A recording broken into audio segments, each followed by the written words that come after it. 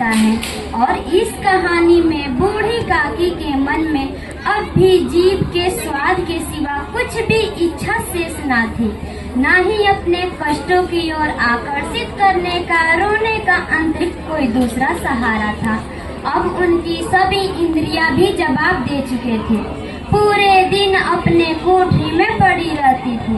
यदि घर वाले कोई बात उनके इच्छा के प्रतिकूल करते या भोजन का समय टल जाता अथवा बाजार से घर पर कोई चीज आती और उन्हें नहीं मिलती तो वो रोने लगती।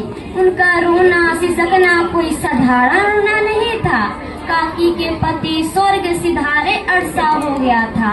बेटे तरुण को खोकर वे चल बसे थे। एक भतीजे के अलावा काकी का कोई न था। उसी भतीजे ने संपत्ति लिखवाते समय खूब लंबे चौड़े वादे किए, लेकिन ये सब झूठे थे। उस संपत्ति का सालाना आय कम न था। काकी को पेट भर भोजन भी कठिनाई से मिलती। इसमें पूरा हाथ भतीजे बुद्धिराम और पत्नी रूपा का था। आज घर में बुद्धिराम का बड़े बेटे का तिलक है। घर में तरह तरह की पकवानें बन रही है। पूरा घर पकवानों की खुशबू से महक रहा है। आइए आगे देखते हैं क्या होता है।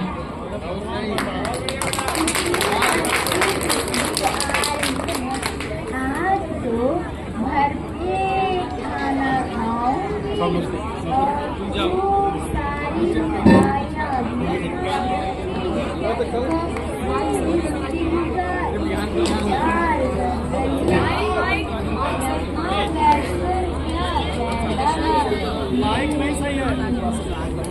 हलवाई के पास क्या लाल लाल क्या चल रही है।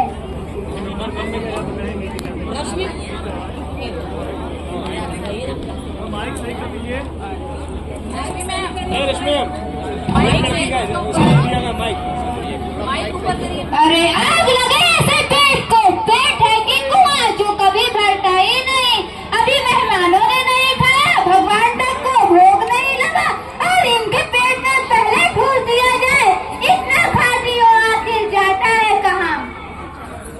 जाओ अंदर अपनी कोठरी में जाकर बैठो। जब सब लोग खाना खा लेंगे तभी तुम्हें मिलेगा, समझी? और तुम कोई देवी नहीं हो जो सबसे पहले तुम्हारी पूजा हो।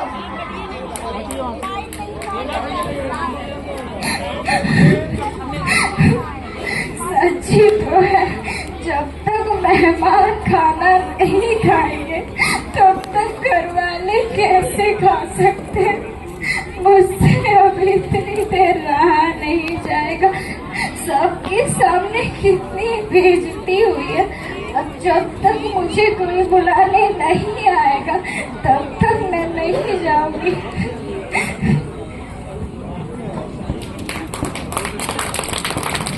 बूढ़ी काकी इंतजार करने लगी, लेकिन उससे इंतजार नहीं हो रहा था।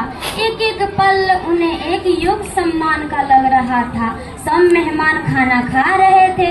बूढ़ी काकी कोठरी में इंतजार कर रही थी।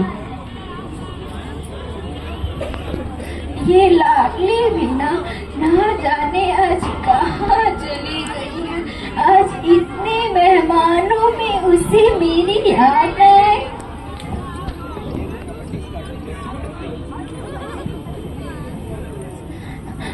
अब तक तो सबने खाना खा ही लिया होगा। अब तक तो बहुत देर हो गई। अगर ऐसे ही बैठी रही तो बचा हुआ खाना ही खाना पड़ेगा।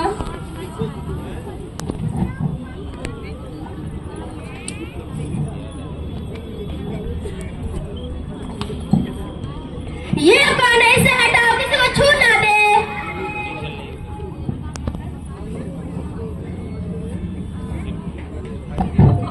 तुम्हें तो पर भी चैन से बैठा नहीं जाता है क्या? खाना देखी नहीं, मुंह ललचाने लगी। जब तक सारे मेहमान नहीं खा लेते तुझे कुछ नहीं मिलेगा। और सुन, अगर तू बाहर आई तो मुझसे बुरा कोई ना होगा।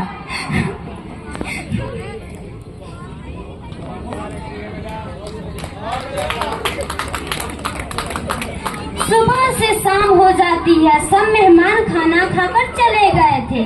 घर वाले ने भी खाना खा था, पर किसी को बूढ़ी काकी का ख्याल नहीं आया। सब खाना खाकर सो गए थे, लेकिन लाडली ने अपने हिस्से की कुछ पूड़ियाँ काकी के लिए बचा कर रखी थी। लाडली ने देखा कि माँ अब सो गई हैं, तो चुपके से उठ जाती है और काकी के पास जाती है।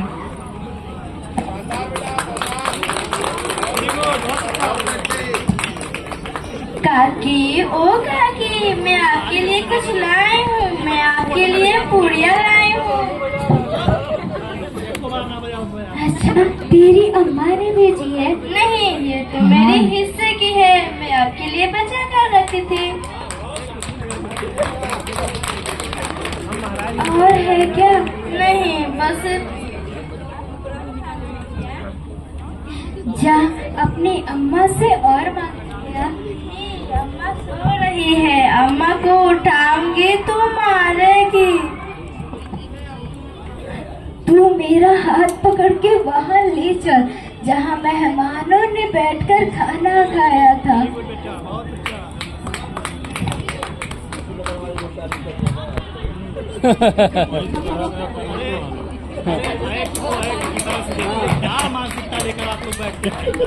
बूढ़ी काकी जूठे पत्तों से बचा भोजन खाने लगती हैं। ठीक उसी समय रूपा का नींद खुलता है।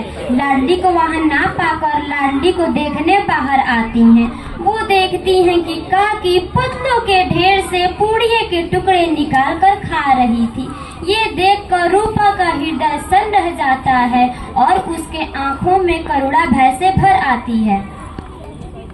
हाँ, मैं कितनी बेगाई हूँ जिसकी संपत्ति से हमारी इतनी हाय हो रही, उसकी यादों करते वो भी मेरे कारण। हे भगवान, मुझे माफ कर देना, मुझसे बहुत बड़ी गलती हो गई।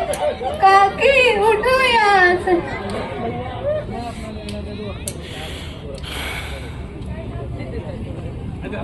अरे अभी बाकी है, जल्दी जल्दी ना करें।